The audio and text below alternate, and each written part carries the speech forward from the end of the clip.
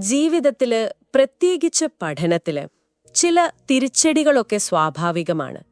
പരീക്ഷയ്ക്ക് മാർക്ക് കുറയുന്നത്, അല്ലെങ്കിൽ വിചാരിച്ച ഗ്രേഡ് കിട്ടാതെ വരുന്നത്, അതൊന്നും ലോകാവസാനമല്ല. അല്ലേ അല്ല. അതിനെ ഒരു പേഴ്സണൽ ഫെയിലിയർ ആയിട്ട് കാണരുത്. പകരം എവിടെയാണ് തെറ്റുപറ്റിയത്, എങ്ങനെ മെച്ചപ്പെടുത്താം എന്നൊക്കെ നോക്കാനുള്ള ഒരു അവസരമായിട്ട് കാണണം. എക്സാക്ട്ലി.